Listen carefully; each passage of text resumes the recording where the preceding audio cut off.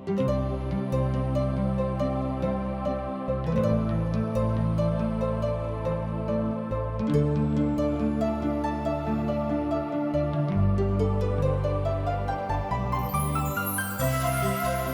मनुष्य की जिंदगी पाप के कारण तरह तरह की विपत, उलझन और अशांति में पड़ के सही रास्ता से भटक गइल बा। ओके पता नहीं खे कि सही रास्ता का है। इहे बतावे बदे TWR जिंदगी की राह कार्यक्रम प्रस्तुत करता कि हर आदमी जिंदगी का उद्देश्य समझ के सही रास्ता पर आगे बढ़ सके, जौना से ओकर मेल मिलाप परमेश्वर से हो जाए। ई कार्यक्रम बाइबल की विधिवत अध्ययन पर आधारित बा। कृपा करके एक कार्यक्रम के देखी और सुनी ताकि परमेश्वर आपकी जिंदगी का रास्ता बतावे वाला ठहरस। प्रिय मित्र, प्रभु यीशु मसीह के नाम में रउआ के नमस्कार बा। आई देखल जाओ दूसरा शामुल के किताब 19 अध्याय 1 पद से लेके 2 पद एह तरी से बता रहल बा। सुनी, कान पाठ लगा के हम पढ़ रहल बानी। फिर योआब के ई समाचार मिलल, देखा राजा तो रो रहल बाड़े, अबशलोम के मृत्यु पर विलाप कर रहल बाड़े। एक कारण ओ दिन के जीत सब लोगन के खातिर विलाप में बदल गइल, काहे कि लोग ओह दिन ई बात सुनले कि राजा अपना बेटा खातिर दुखी बाड़े। प्रिय मित्र, अबशलोम के मृत्यु दाऊद के खातिर बहुते दिल दहला देवे वाला घटना रहे। ऊ अपना बेटा से बहुते प्यार करत रहन और अपना बेटा के मुआला से बहुते दुखी रहन। काहे? एकर बहुते कारण बा और सबसे पहले ई बा कि दाऊद अपना बेटा अबशलोम के उद्धार के खातिर निश्चिंत नहीं खन। रउआ याद हुई, जब दाऊद पहला बेटा जवन बेतशेबा से पैदा भइल रहन बीमार पड़ल रहन, तब दाऊद उपवास क के साथ प्रार्थना कइलन। पर जब ऊ सुनले कि हमार बेटा मर गइल बाणे, तब ऊ उठले, नहैले और परमेश्वर यहोवा के भवन में आराधना कइले। एकर कारण ई रहे कि दाऊद के ई विश्वास रहे कि ऊ यानी कि हमार बेटा परमेश्वर के एगो सुरक्षित स्थान में बा और उनका से एक ना एक दिन जरूर मिलब। पर ऊ अपना बेटा के बारे में ना जानत रहन ऊ मुआला के बाद कहवा हुई। ए कारण से दाऊद अपना बेटा के मुआला पर बहुत ही शोक विलाप करत रहन और उनका विलाप के कारण उनकर सेना सब दुखी हो जाता रे लोग और जीत के खुशी मनावे की अपेक्षा ऊ यरूशलेम वापस लौट आवत हने। इस सब देख के योआब विचलित हो जाता और दाऊद के झिड़कता और उनका के फाटक पर आके प्रजा से मिले खातिर बाध्य करताने। प्रिय मित्र, आई देखल जाओ अब यही अध्याय के 3 पद से लेके 8 पद इस तरी से बता रहल बा। सुनी, कान पाठ लगा के। और ओ दिन ऐसन मुंह चोरा के नगर में घुसले जैसे कि बेइज्जत होके युद्ध में भाग आवे पर मुंह चोरावत होके। राजा अपन मुंह ढाप लिहलन और जोर से चिचियात रहन, हाय हमार बेटा अबशलोम, हाय अबशलोम हमार बेटा, अबशलोम हमार बेटा, हमार बेटा। तब योआब घर के भीतरी जाके कहलन, आज तू अपना ओह लोगन के मुंह के लाश से ढांप दे ले बड़ा, जवन आज ही तोहार परान और तोहार बेटा बेटी के परान और तोहार मेहरारू सब के और तोहार रखनी सब के परान बचौले बने। काहे कि तू अपना बैरी सबसे प्रेम और अपना प्रेम करे वालन से घृणा कइले बड़ा आज तू ई प्रकट कइले बाड़ा कि सेनापति और तोहरा प्रति निष्ठा रखे वाला तोहरा नजर में कुछ नहीं खे। काहे कि ई प्रकट हो गइल बा कि यदि आज अबशलोम जिंदा रहते और हमनी के सब केहू मारल जेती जा त तू खुशी ही मनैता, खुशी ही रहता। ऐसे तू बहरी जा और ये अपना लोगन के शांति द। काहे कि परमेश्वर यहोवा के शपथ, यदि तू बहरी ना निकलब त आज रात तोहरा साथ एकहू आदमी ना रही और तोहरा जवानी से आज तक तोहरा पर जतना विपत्ति सब आयल बा वो सब से ई बुरा विपत्ति होई। राजा उठले और फाटक में जा बैठले। जब लोगन के ई बात बतावल गइल कि देखो राजा फाटक में बैठल बने, तब सब लोग राजा के सामने अइले और इस्राएल के सब लोग अपना अपना तंबू में भागुल रहन लोग।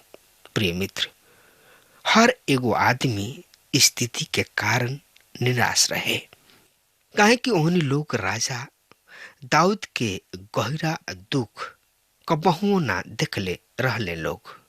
फिर भी दाऊद बहरी फाटक पर आके अपना सेना के विश्वास योग्यता के खातिर धन्यवाद देताड़े। प्रिय मित्र, 9 और 10 पद एह तरी से एकरा बारे में बखान कर रहल बा, सुनी। और इस्राएल के गोत्र के सब लोग ई कह के विवाद करत रहले, राजा हमनी के दुश्मन सब के और फलस्तीनी सब के हाथ से बचौले रहन, पर ऊ अबशलोम के सामने से देश छोड़ के भाग गइलन।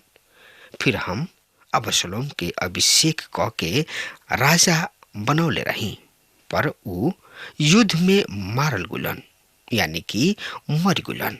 अब राजा के वापस ले आवे में काहे चुप रहतड़ा।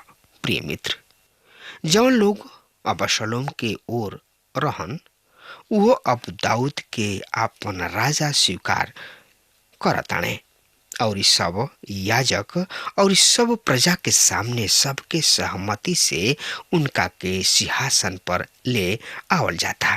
प्रिय मित्र, और एकरा बारे में जानकारी खातिर वा दूसरा शामुएल की किताब 19 अध्याय के 11 पद से लेके 17 पद एह तरी से बता रहल बा।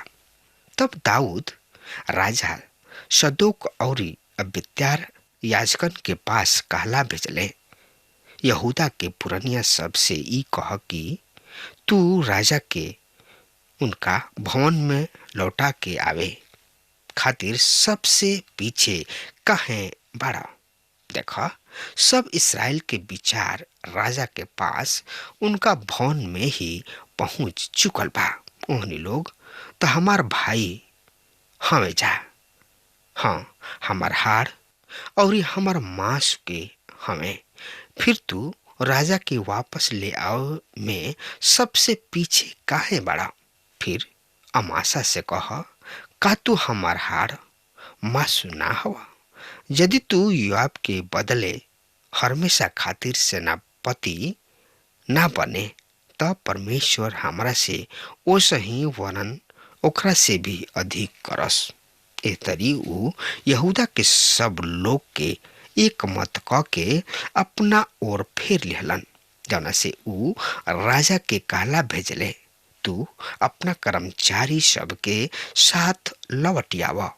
तब राजा लौट ले यरदन तक आ गइलन और यहूदा के लोग गिलगाल तक गोइले कि राजा से भेंट क के उनका के यरदन पार ले आवे। प्रिय मित्र, राजा दाऊद अपना सिंहासन पर अब बाणे और उनका किने बिन्यामीनी गेरा के बेटा सिमी भी बड़ा फुर्ती के साथ भेंट करे खातिर आवताणे।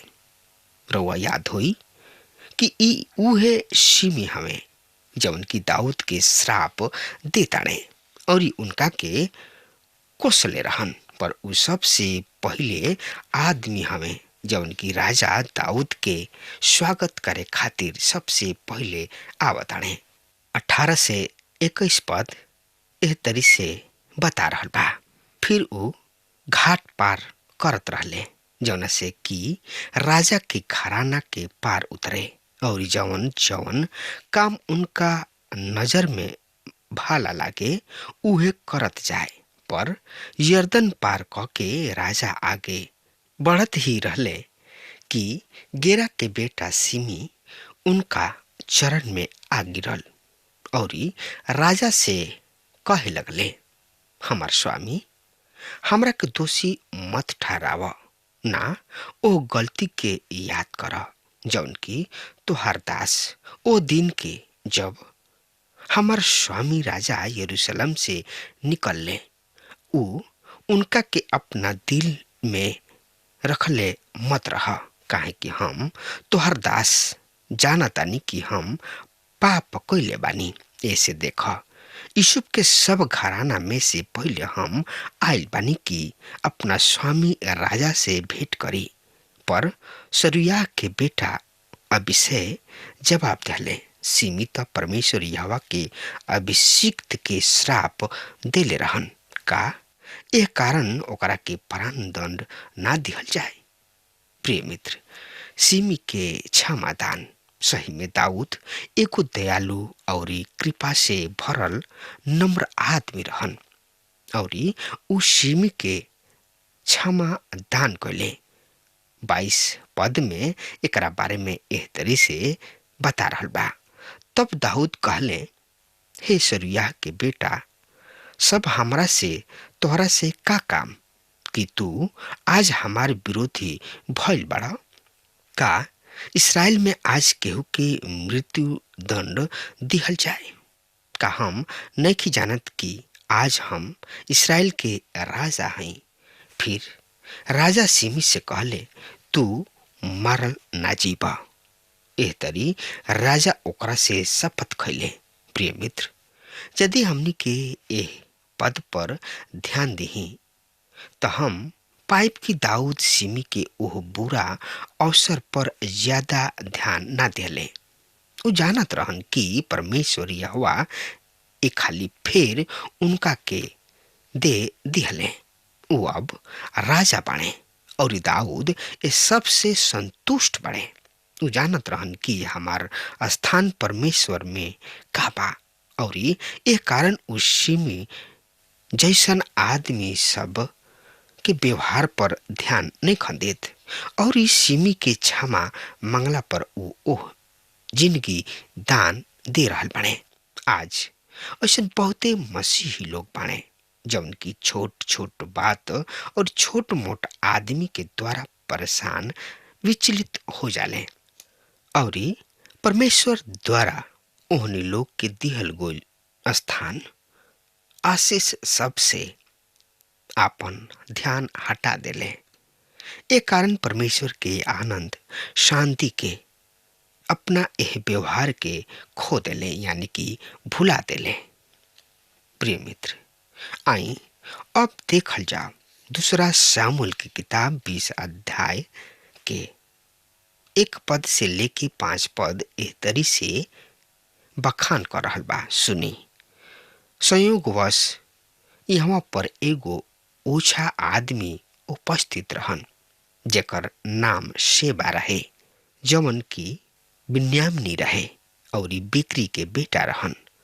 उ नरसिंगा फुकले और कहले, दाऊद में हमार कौनो भाग नहीं खे, ना इसे के बेटा के साथ हमार कौनो मिरास बा।